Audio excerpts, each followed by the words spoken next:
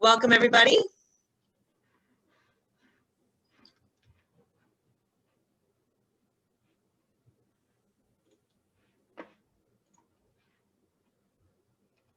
We're gonna start right at the top of the hour. Hello.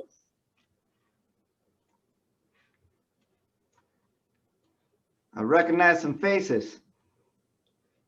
Yeah, it's fun to see the names and faces coming through.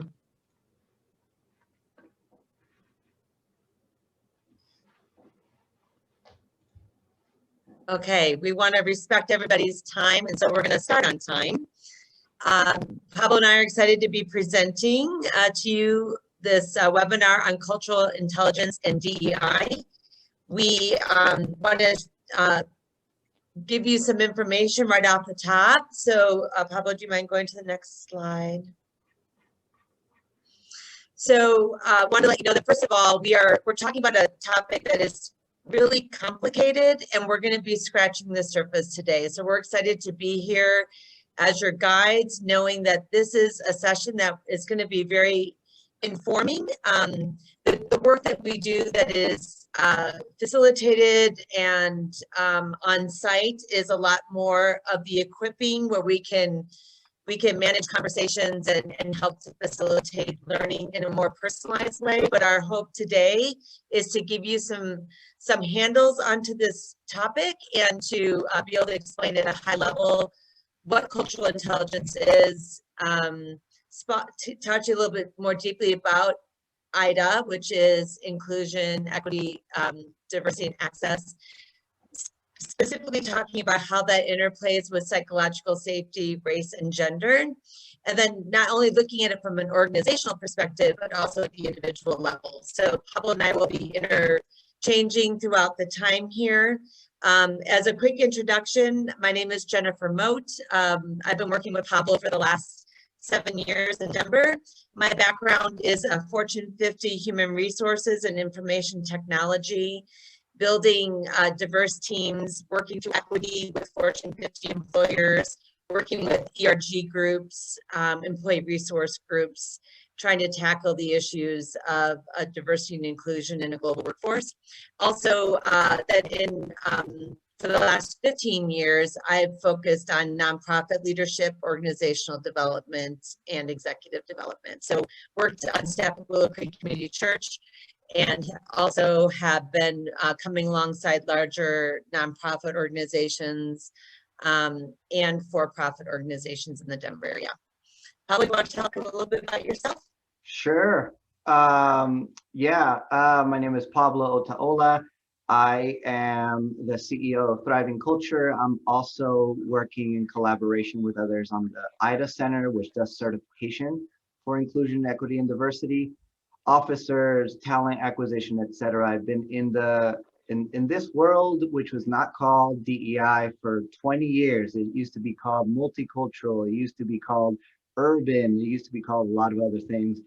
And recently, almost done actually, with a doctorate in inclusion and diversity. Because after being called all those things, we're learning that it needs some specific guidance, specific theoretical framework. So excited to share that with you.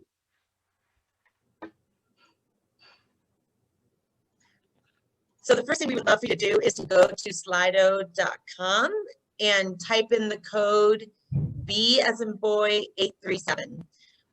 This is your way of interacting with us and letting us know what you're thinking about, what questions you would like for us to dive deeper into. And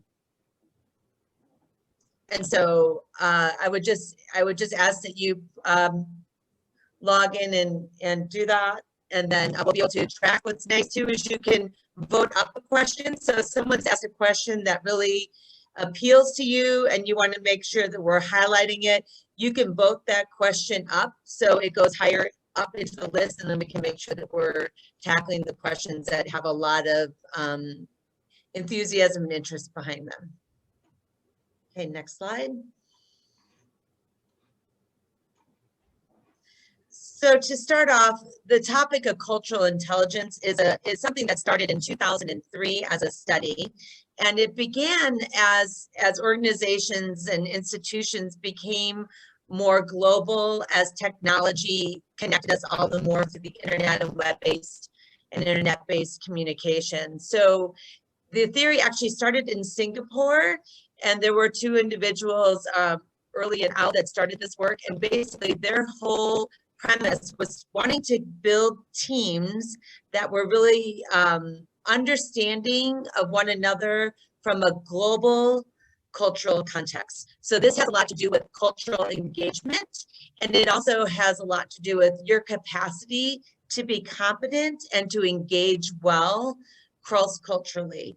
And again, what was nice about this work is they really drove into measurement, so they could start to see how certain teams were thriving, where they needed help in learning the engagement. So there's a whole science of cultural intelligence. And again, it began more at the global level, looking at like how Latin cultures engaged the world of work and their values, looking at Asian cultures, how they engage the world of work and values, looking at Eastern versus Western theories of work. And so that was the very beginning of it. And it is spun out now into a much more dynamic and diverse body of work. Next slide, please, Pablo.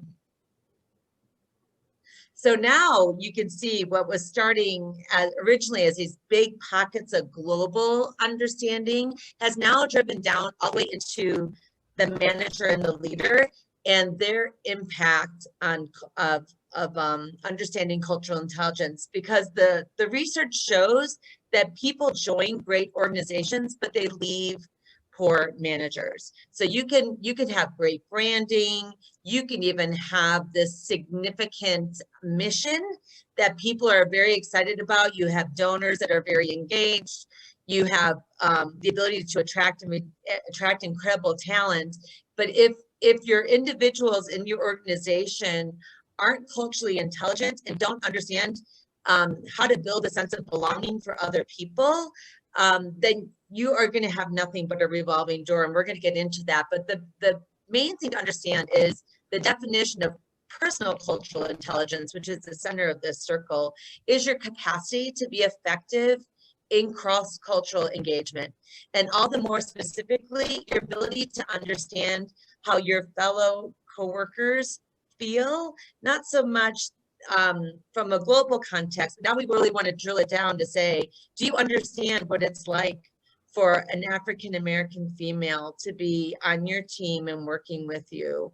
Do you understand what it's like to be working with an Asian male, first generation, and what that experience is like? And really trying to build that sense of cross-cultural understanding.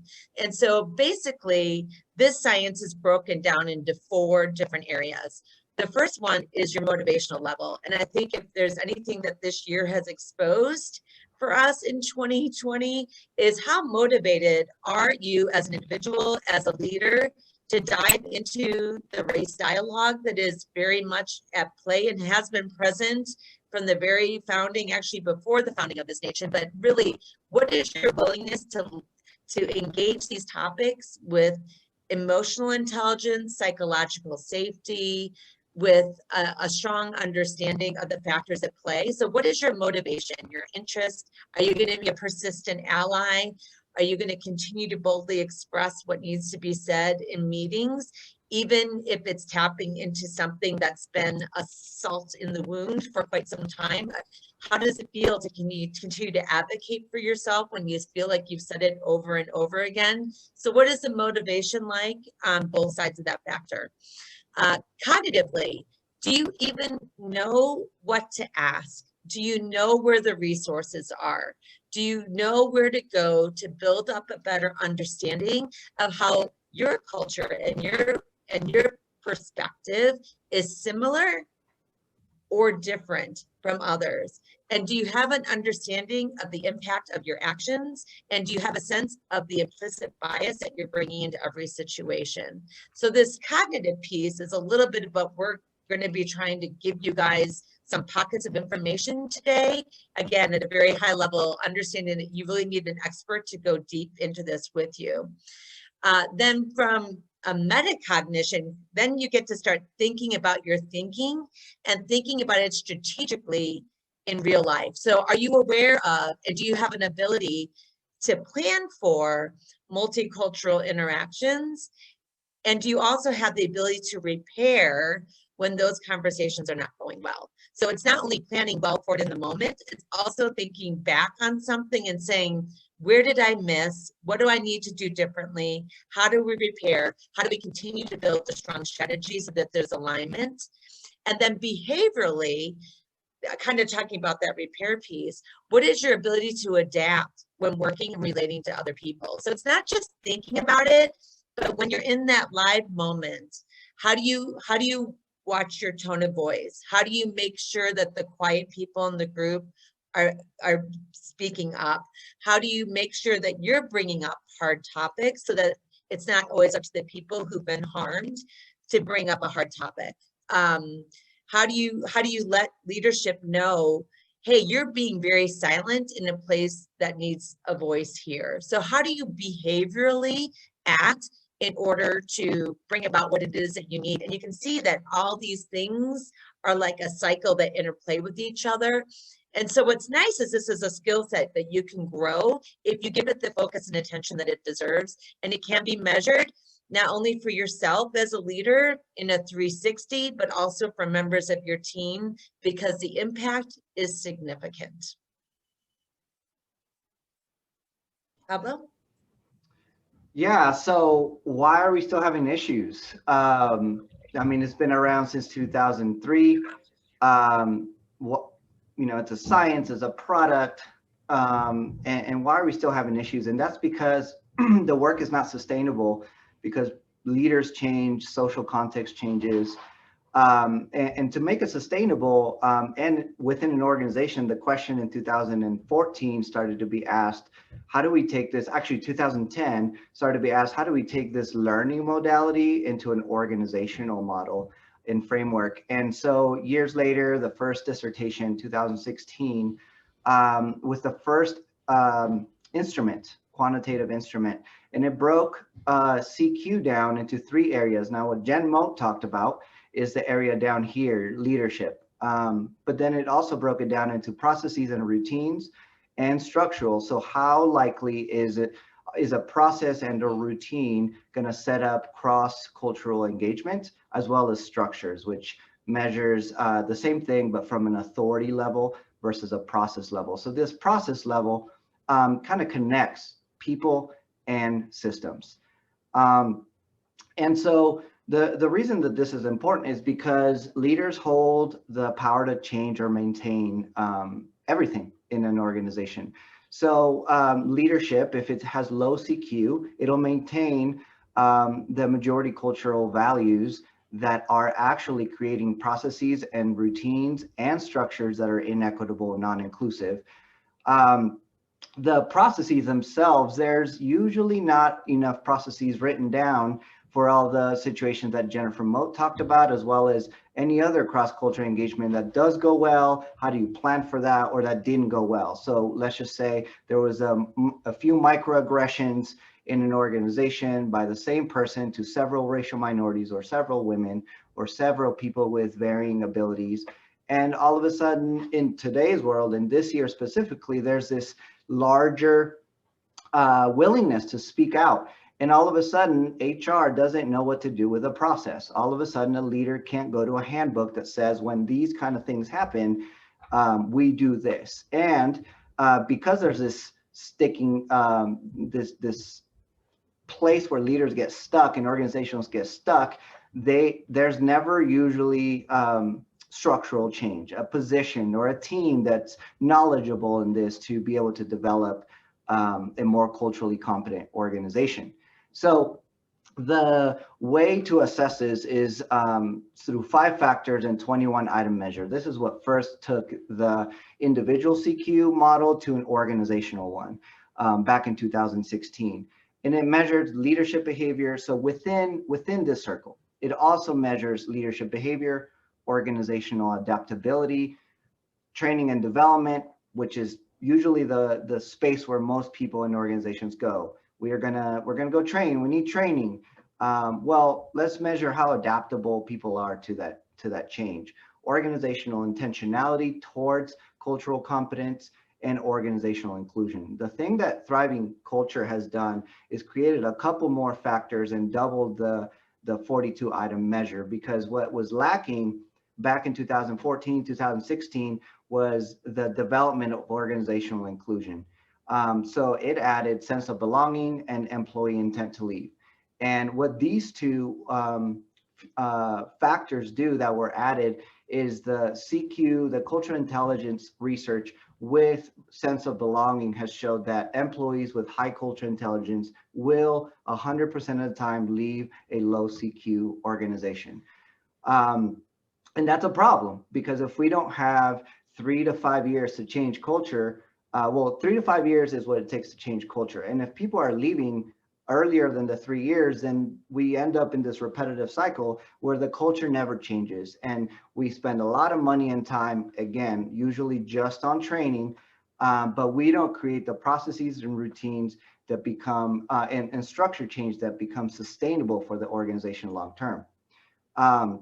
So there's this, Peter Senge, the fifth discipline in 1990, started talking about learning organizations. I'm not going to go into all the details here, but what he basically said is to become a learning organization, you need all these bubbles: system thinking, shared vision, personal mastery, team learning, mental models. And there was this way to frame how organizations become a learning organizations if they're intentional about all this. The problem is that we don't recognize that organizations are always a learning organizations. Organizations have learned from majority culture perspective, a cultural bias structure, processes, systems, and leadership. So then whenever we have a low CQ organization, it actually impacts social minorities like women, women of color, people with varying abilities, from an inclusion, diversity, and equity perspective.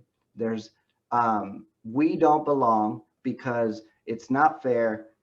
Diverse people groups with multiple identities are not represented, and in fact are excluded. And what I usually point to is basketball.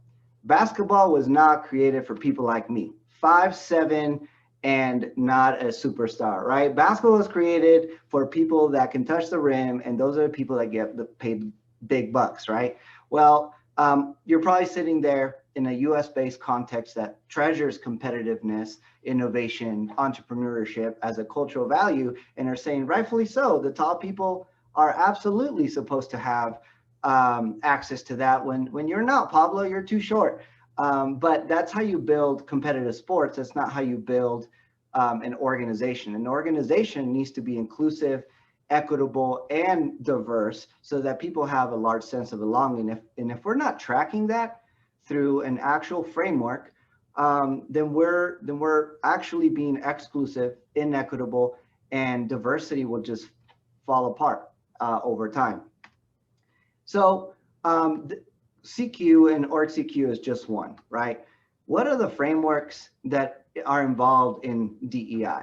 Very colorful slide to kind of make your eyes get a little bigger, because these are just some of the theoretical frameworks that are involved in DEI. And you can read them for yourself, and these are not all of them.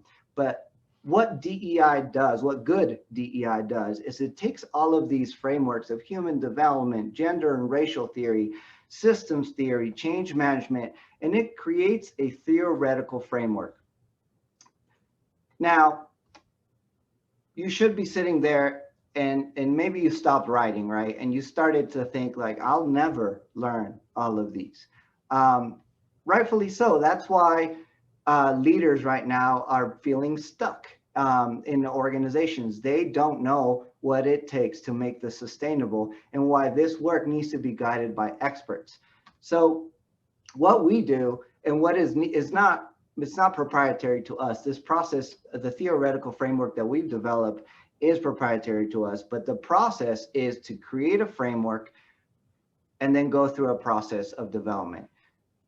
We need to understand, and even back in one of these slides, where is it? Research methodology. If we don't understand there's bias in research, then our research is biased and it will always, always, always favor majority culture.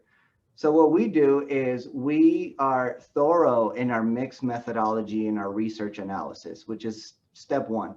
Then we can't go directly into training and strategic planning. We can't go into strategic planning because those from the organization need to be trained on inclusive and equitable frameworks. Otherwise, it's not sustainable. So once the training team, once the team is trained that puts together a strategic plan of change, then we can make the strategic plan. After we make the strategic plan, step 4 and 5 basically go into this change management process, which does include training. And if you think about it, most organizations, most experiences say, we're not doing good, we got to go to training. Well, how do you even measure if you even got better? Because even people of color or women's perception is biased. So maybe you do some training and some things change and all of a sudden people are talking about it differently, but you cannot quantitatively or qualitatively measure how well you did nor plan for it. So I'll pass it on to Jen to talk a little bit more about what's next. All right, Jen, you got to unmute yourself. Thank you. So I apologize for my internet connection. It's been acting up just starting this morning. So if I'm a little garbly, I apologize.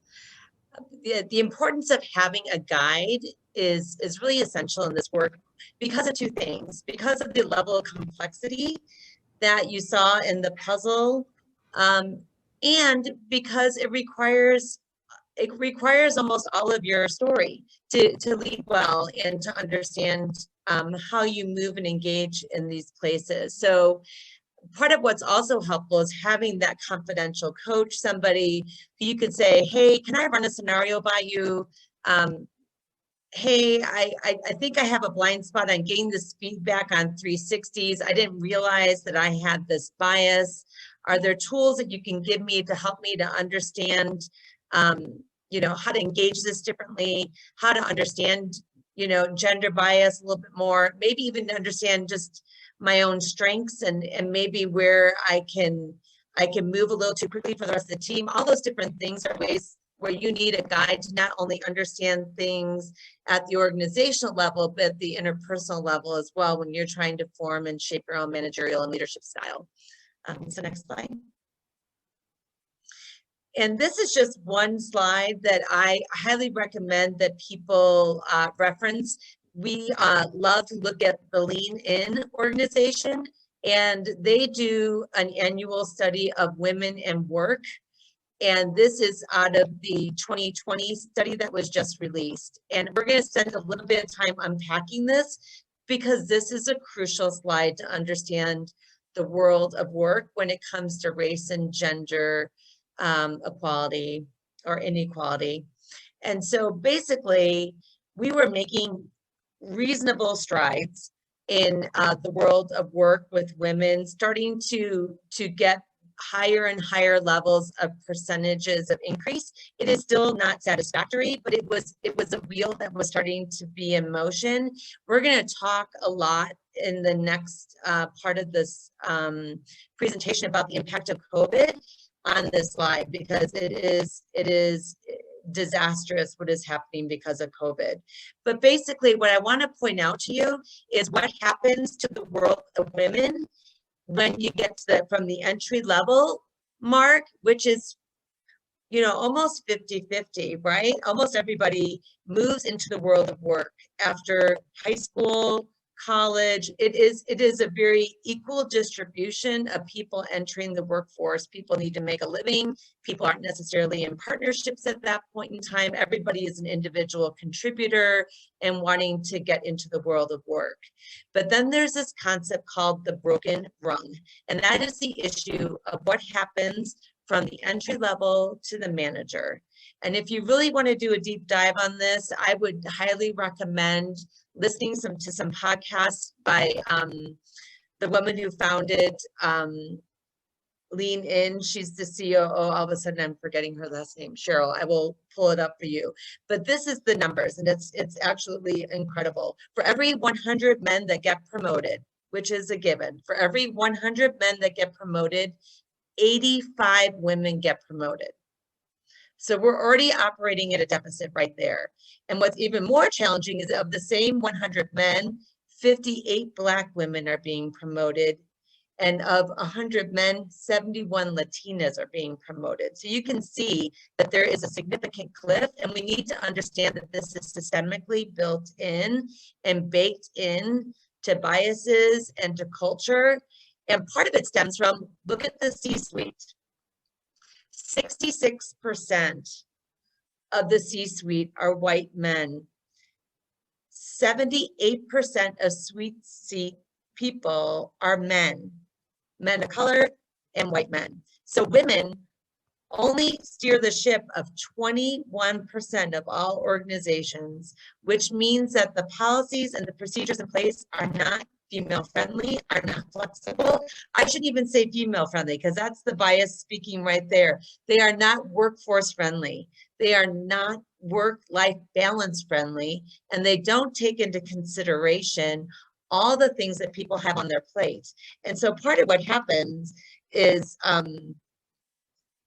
that when people get promoted into management positions, 62% are men, 38% are women. And so it's just a huge cliff, and it shakes everything, because managers are only implementing what leaders are asking them to hold for the organization. There is very little a manager can do to break policy, to break structures that are inherently biased and unfair. They can do their best to represent up, but all of that happens at a much higher level. And one of the things that we need to understand is that women, the research says, if women even start to think about having a partner, and in particular having children, many women start to downgrade and sideline their career because they don't even want to be put into a situation where they feel like they'll be stressed out or burnt out and responsible for other people, because they just want to be able to take care of their home and their work.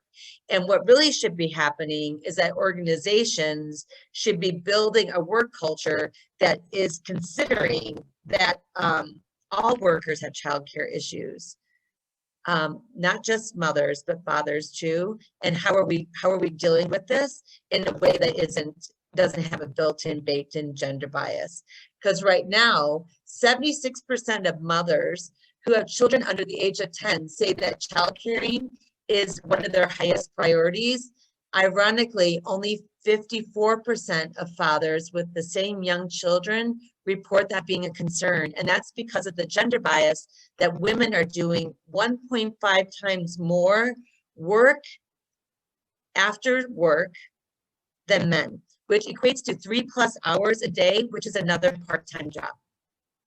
So women are factoring in not only their work, but their part-time job and trying to see how they can be successful. Whereas men have this invisible buffer called women around them, making their lives work so that work doesn't even think that their personal lives are a factor. When they are, they're just getting mitigated by the women in their lives. So if you have any questions on this that you'd like to address, start filling up our the Slido with your questions, because we'd be happy to unpack that more with any questions that you might have. But this slide could be like a 4-hour-long webinar in and of itself, but I just wanted to start you thinking about the research and understanding it. And for more information on all of this report, you can go to leanin.org/Women in the Workplace Report 2020. We'll send out the link. Okay. Yep, we'll send out the link. Thanks, Jen. I wanted to jump in there with, this is such a great space. So I'm gonna run through my part on psychological safety. What is it? People have heard the phrase, and what do we do with it? I'm gonna run pretty quickly through it, but really what we're trying to do here is not to train you on gender or or to give you understanding of psychological safety. These are just two of the frameworks, and what we want for you to understand is what it takes to actually do this work well when you're thinking of all these frameworks in any topic. So Jen just spoke to gender and race, and I'm just going to speak to psychological safety. So psychological safety is in a workplace. It means that people, psychological safety is the belief that the environment is safe for interpersonal risk taking. So you will get this slide. I'm not going to go over it. This is a resource for you. But what I want to say is that what it is what I just said, but how it's implemented is structural. It is the processes. And you might say, well, of course, I have enough time to plan for my day. And sure, I understand the why of it: collaboration, innovation, inclusion, well-being, and culture. So generally understand the why. However, how many spaces are actually psychologically safe? And maybe you could do a quick thought process on your own space, and you're like, yeah, we are definitely a learning zone because we have high psychological safety. I could tell my boss whatever about strategic planning, and I don't really have anxiety and apathy. And a lot of people are probably in that space. However, when you add racial identity development, everything changes.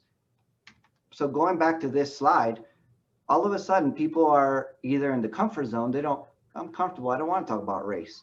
They're apathetic, meaning they just drag their feet, or they're anxious and they just shut everything out. The learning zone drops all the way down to the bottom. Now think about race and gender. Now think about sexuality and all of these different dynamics that people, when we talk about social identity and inclusion and diversity, they are usually in one of these three zones because psychological safety is low. Apathy or anxiety.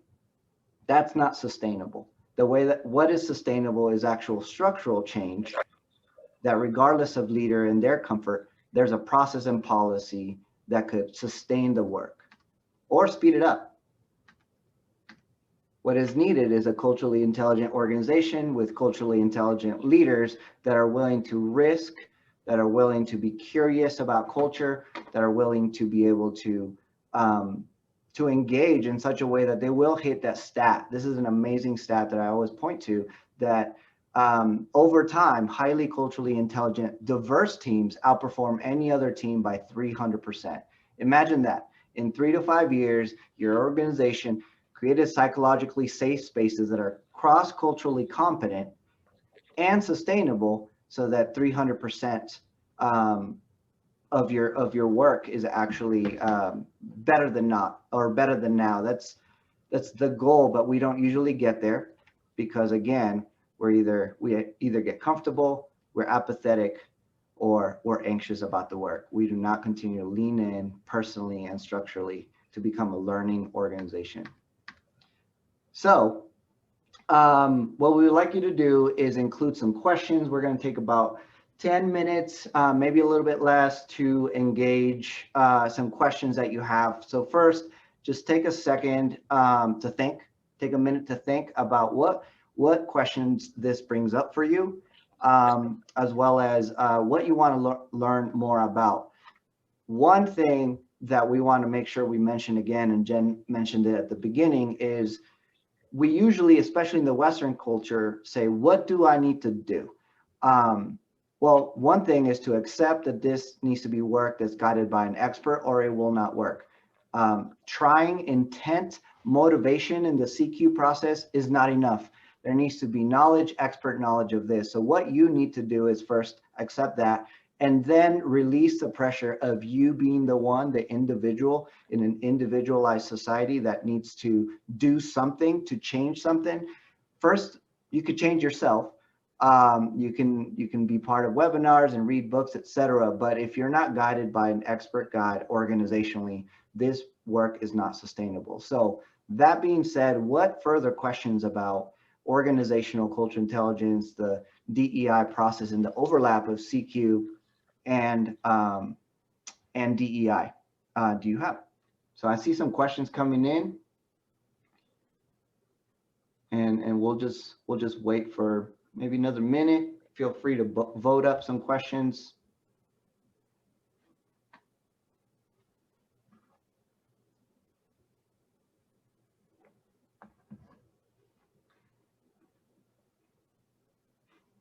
Also, somebody did write, Sheryl Sandberg is the name of the COO of Facebook and the founder of Lean In. Yeah. So as they come in, who's included in the people of color category? I actually don't like the term, even though it's a normal term. People of color is very vague for how complex this is now. I used to say that I am a person of color, but usually that's people go into an anthropomorph, how do you say that? Well, skin color. People go to skin color, and skin color, I'm white. And I'm also biracial, so it usually means non-white European people, but I would say that that's an antiquated term, and that we should say racial minorities. But that's going to be interesting when we have racial minorities or non-whites be the racial majority in the country, which is coming really, really, really soon, and it's already there in the senior class of high schools. Another question. What does it even look like to begin to shift the workplace culture to encourage work-life balance and keep women in their careers? What's the first step? Jen, do you want to speak into that? Yes, ironically, part of the answer is the anecdote, which is we can't have onlys in leadership. So I think what's happening right now are there are women who are rising up and forming getting into that C-suite level. But I think what's very challenging for a lot of women right now in leadership is the fatigue and the exhaustion and the weariness that they have of fighting this battle constantly.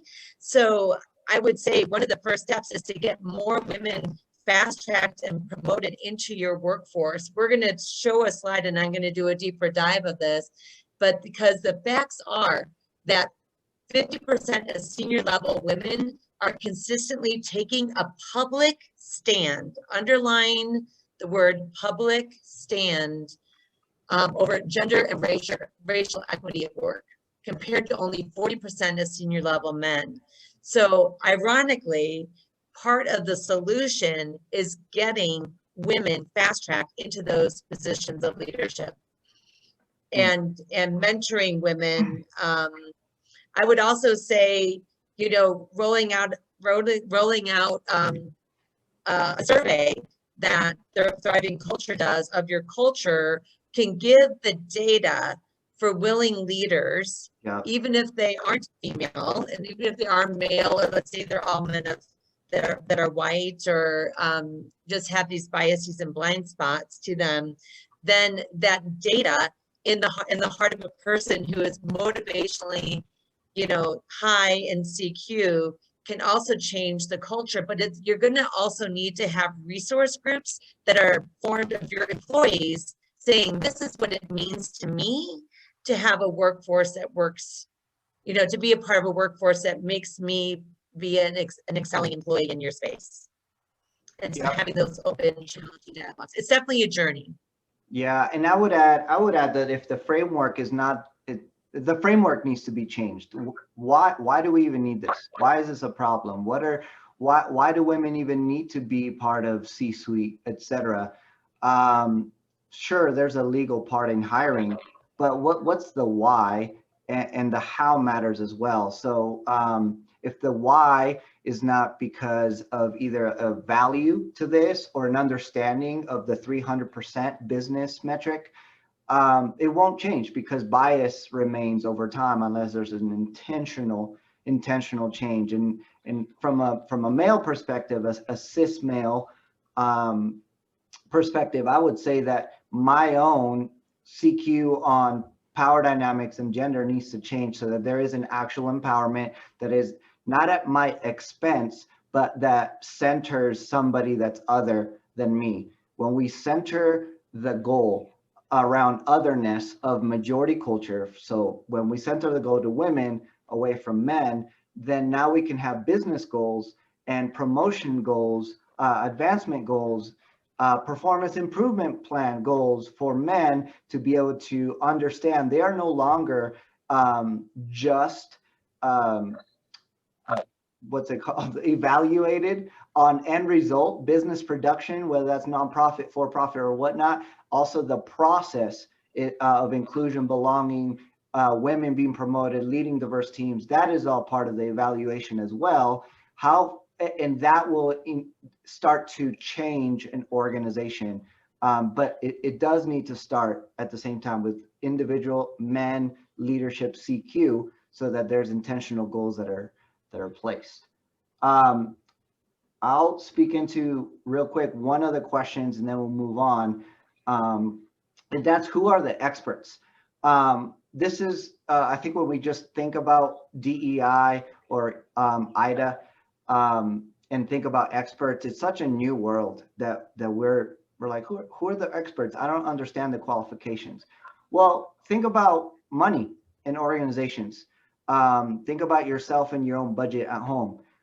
You're better now than you used to be, but you're not a CPA. And even CPAs, there's good ones, there's bad ones, there's multi-certification ones, and there's ones that have studied it at a doctoral level and what has worked and what has not worked. There's too many blogs that are biased, that are ill-equipped, that come from well-intentioned people for the most part. But just because you have that title, it does not mean that you're doing a good job or that you've gotten the right information. I was one of them, honestly. I had great intent years ago, and we were doing some good stuff, but at the same time, there was impact that I didn't know we were having that was negative. And it was only until I started to research this world at a doctoral level that I realized there are so many frameworks and so many theories and so many things that have been done that are needed to understand the answer. So this is a new space where the experts are the ones that are actually leading and coming up with new theory that is going to be implemented in new ways. And we will figure out what's going to come of it in 20 years. My personal bias prediction is that the Chief Diversity Officer is going to be the new CEO. There will always be a need for diversity to mitigate bias in an organization, but the new CEO already will need to learn how to manage diverse teams, increase their CQ, and actually engage personal development from that perspective. So the experts are people that are actually dedicating their whole life to studying this and doing it. And it's not just one person. If I was to do it on my own, that wouldn't be diversity. That would be Pablo's biased thoughts. Sure, I could have a good framework, but everything does need to be done in teams like Jennifer and I, and we also include other people that have different perspectives, younger, different racial, gender identities, sexuality identities, so that somebody is in the team that is able to raise their hand and say, something's missing. So now we come in from the outside to mitigate internal bias. There also needs to be a team of high CQ diverse people within the organization that understand the organizational culture, because we coming in from the outside will never know the lived experience of employees of that organization.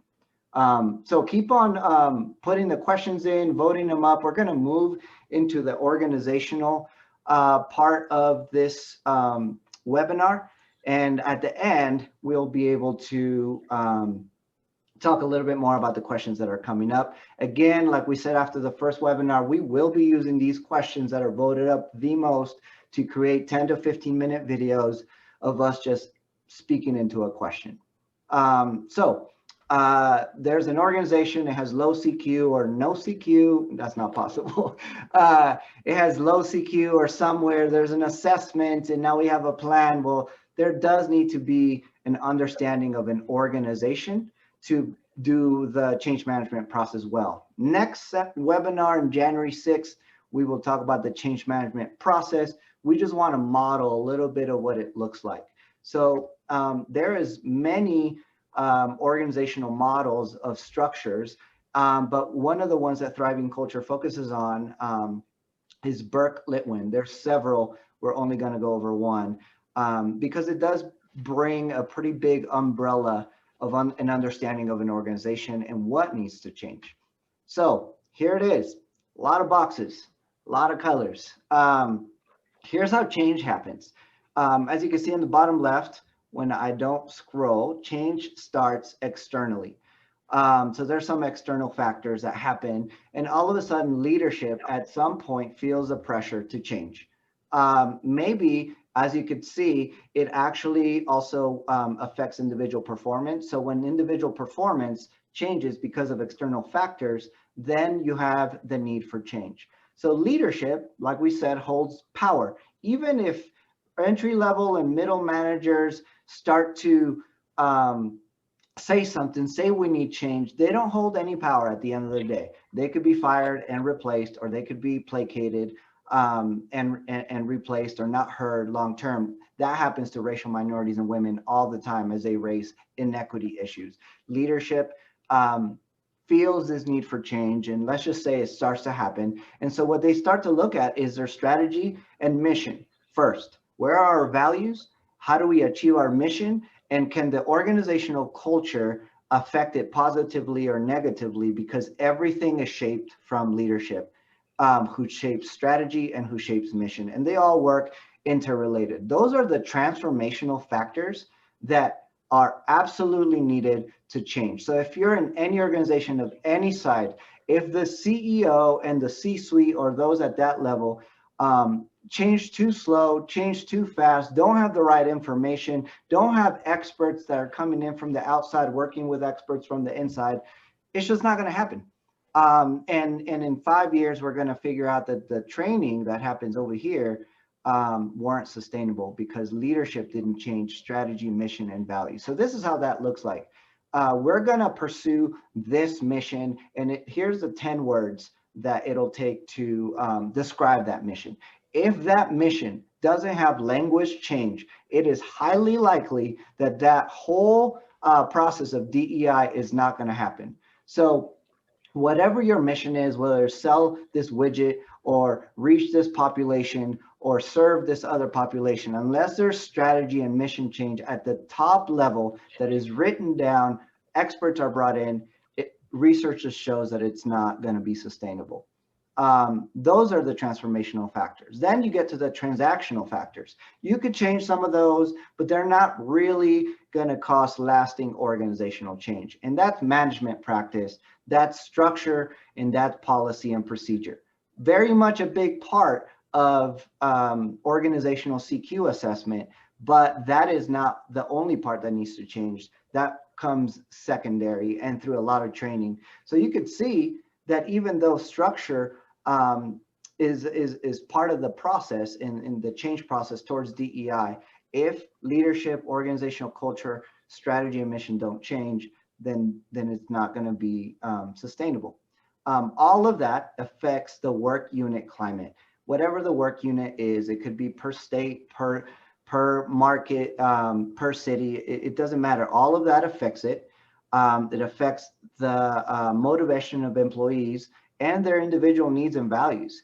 In a Western individualized society, we don't care as much about individual needs and values if it goes against the organization, but organizational culture, strategy, and mission.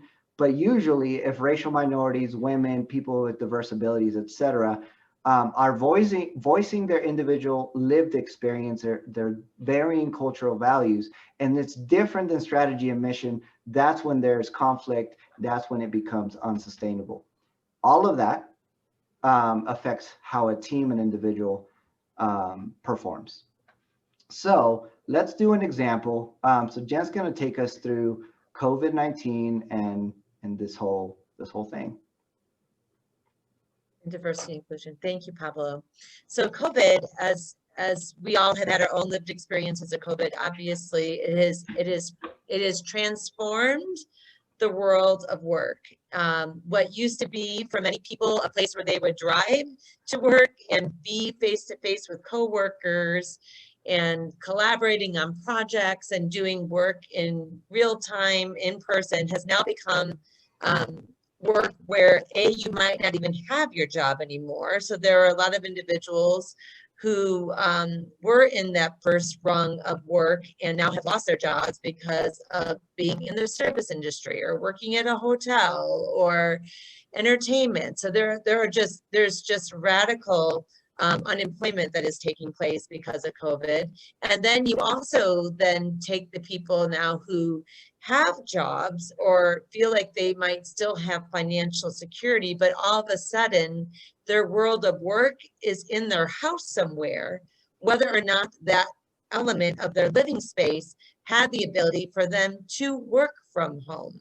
If they had the internet and the internet speed to work from home, if they had a laptop to work from home, if they had a computer to work from home, if if they lived alone and are now working from home, what is that like? If they have a partner and have children and those children are school age and all of a sudden they are schooling from home without supervision because the parents are trying to work, or with supervision while the parents are trying to work, you can see what a challenging world this is. And the upside of what COVID has done, it is bringing more and more empathy and humanity to the world of work, because the party's over. Like the veil that we used to put between work and personal has been torn in half, actually shredded.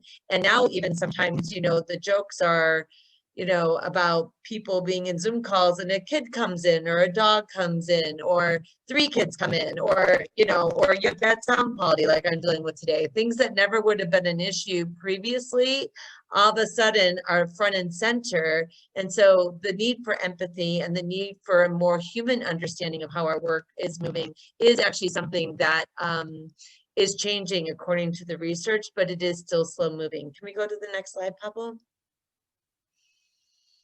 So as you're looking at these external factors, like we said, that is basically what has crushed the world of work. Is COVID hit our shores, and externally, all these policies and programs that maybe were being noodled on by executives, like, oh, should we approve a work from home policy? Can people work from home 100% of the time? Is that good for our work culture? Well, guess what?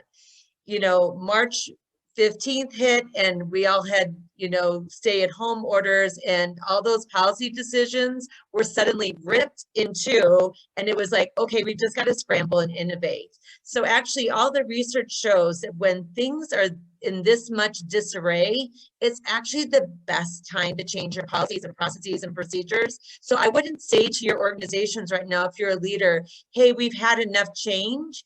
Actually, this is the time to lean in and to create even more systemic change and more thoughtful, innovative solutions so that the world of work can have continuity for everybody and can be sustainable. Not everybody needs to work 9 to 5, right?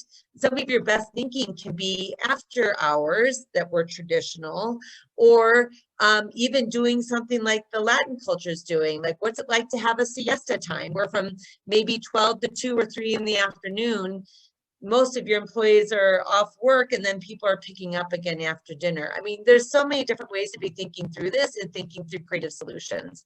So basically what has happened is all these external factors pretty much cracked most organizations in half. Can we go to the next slide?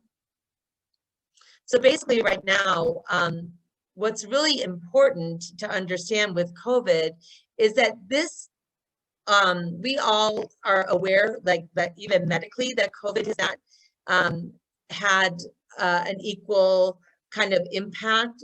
We know that there are individuals, people of colors, under-resourced communities where it is more adversely impacted people in health.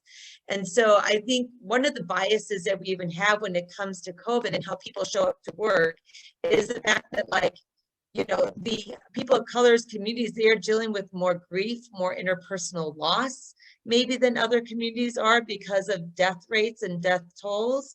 And so one of the interesting statistics is really about allyship and the importance of senior women being allies. And so one of the questions people ask is like, how can women impact the organization? I would say the more that women's voices, even as informal influencers, can be heard, the more humane of an organization that's going to be.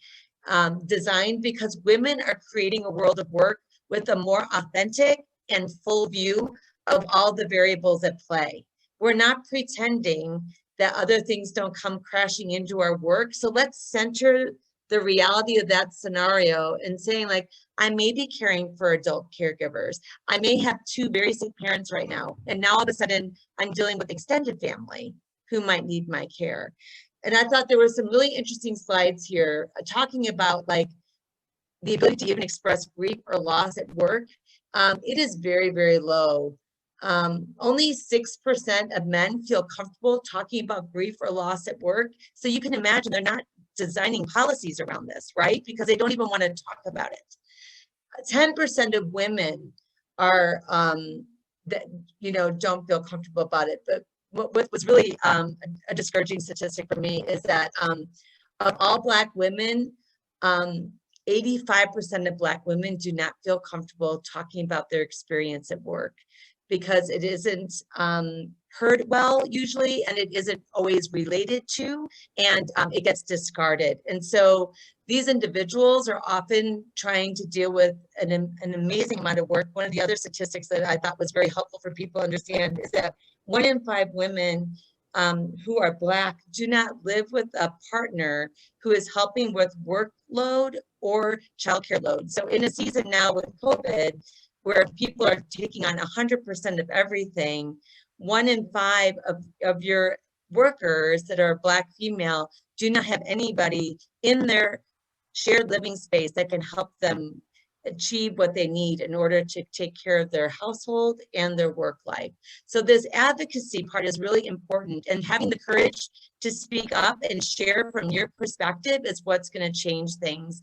And what I love about women who are senior leaders is that they're incredible allies. And while 60% of employees say, I think I'm a really good ally, the statistics are that most people don't feel like they're actually being advocated for right now. So the role of women to continue to take a stand and support racial equality, to name where there is inequity is really important, and to sponsor and to really listen to what is not only being said, but what isn't being said, right?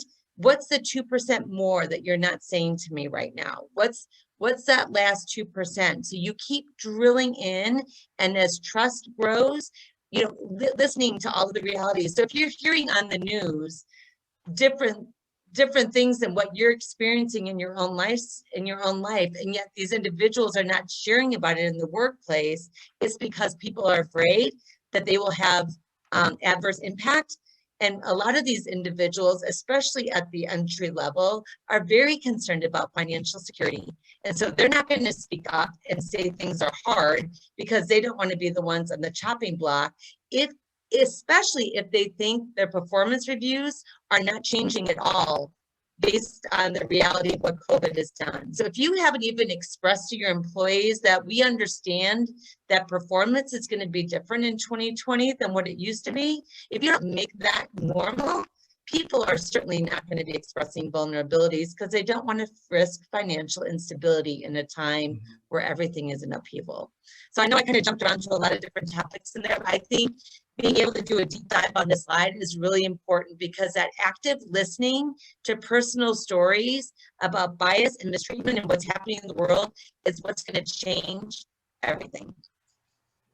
Yeah, my dog just walked in. This is the world of work.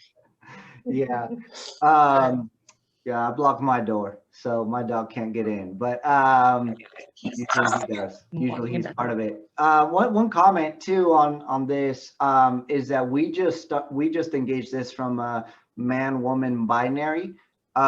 Gender is not just a binary. We can include sexuality in there, and it complicates everything. Transgender, etc. There are so many identities that people claim, and again, you have to be an expert to start to understand that complexity because it does have impact on people. Yeah, I just want to say that comment that we are engaging this from a binary modality, but there's a whole sexuality and transgender, etc. So we're not going to get into that. And I'm going to quickly. Pablo, can I mention one quick thing real fast? So the other thing that's really important is when you're listening to people's stories and your staff members are giving you ideas, especially if they're of a different gender or race than you, do not then take all that feedback and then bring it up without giving the individuals who gave you that feedback credit. As long as there's psychological safety, you want to make sure that you're sharing the credit as well, because if people share what's happening, but then they also don't get some credit for that vulnerability, that's inequitable as well. Because when people are making changes to the workforce for the better, they should receive credit. Sorry, go ahead, Pablo. No, I think that's a great segue, because I was going to talk about George Floyd, race, et cetera, and how it impacted this whole process. So I'll start with that bridge comment there.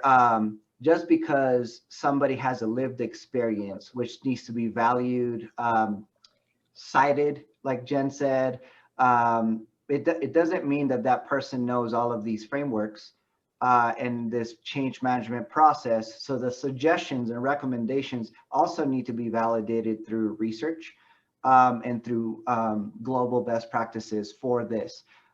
We get into so much trouble when there's an external factor, race, 2020, George Floyd, leadership wants something, they start to hear from the people on the ground, because like the slide said, most C-suite leaders are not racial minorities or racial minority women.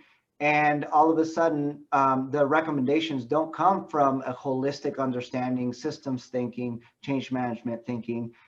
They come from lived experience. And lived experience looks like the human experience. I am hurting, I have not been heard, I get an opportunity to talk, I come off as explosive because it is something that's been building, and then it gets shut down because I am too angry or too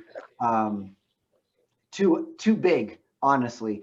And if there was a place of psychological safety and understanding of racial identity development, gender identity development, et cetera, we would understand that we actually need the anger to come loose in order to become a place of psychologically safe. We usually have policies or processes that are not even written, or policies that get people in trouble, get performance improvement plans because work lowers, et cetera. But instead, if we actually engaged it from a change management perspective and DEI perspective, we would understand, oh, that person, a social minority, actually needs not only a space to speak that's psychologically safe, and maybe within an employee resource group, which is just subgroups divided by social identities, but they also need policies, management practices, and structure to have that be part of how things work, so that when there is an external factor,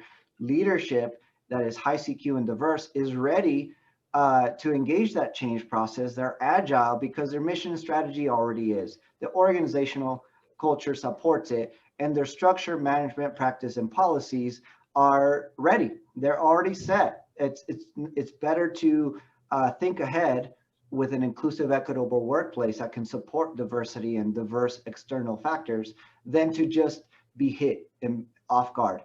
That will create a work unit climate that people don't ever want to leave.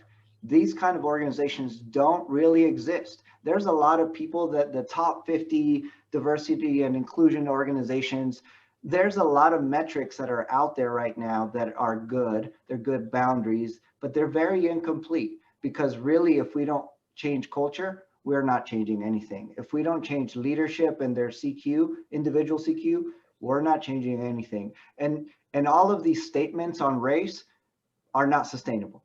What is sustainable is strategy and mission change. When I start seeing, mission statement changes and philosophy changes that center the most marginalized social identities, that's when it begins to be transformational. So one thing you can do is, as you think about takeaways, one thing you can do is to look at your organization, and in this year, did your mission, strategy, structure, policies, and procedures change? If not, then research shows that your organization is not going to do this work sustainably. We're in the third iteration in this country in the last 100 years of racial and gender issues coming up, and it's not sustainable. Sure, we make a little bit change and we want to, be really good about it. But at the same time, that little change to people makes it high stress. High stress becomes low work performance and potential trauma. And people end up just leaving organizations to another one that's a little bit better. And then we lose the generational knowledge of it should have been better in the first place. And we should just engage for better ROI into assessing an organization from research-based methodologies and going through the process to come up with global recommendations, best practices from best practices. So I think there's a lot of really good questions on here. If you could take a moment to actually vote some up. There's quite a few really good questions. If yours is not there, please, again, put it up there because we will be able to engage in those questions through videos that we create as resources, as free resources. But at the same time, if you could also look at the questions and vote some up. Take a minute and then we will engage in answering these questions.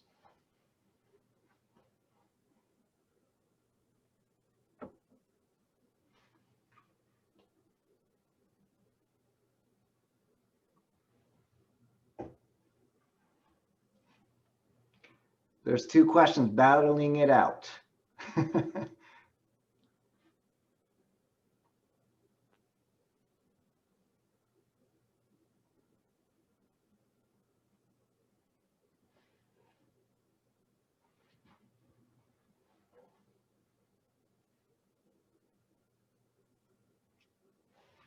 All right, let's engage the top one with 5 votes because it was a big topic. And that's how can women who are being promoted into higher positions begin to do the work to change systems in place? What experts do we call?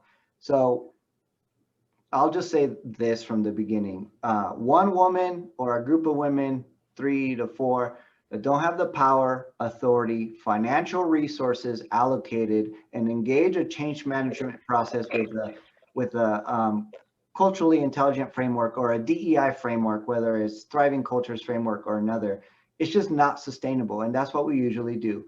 We look around in this case, mostly men, see that we don't have women as 50% of our C-suite, and then we hire the 1 or 2 that we know that are usually ill-equipped with training, power, money, etc.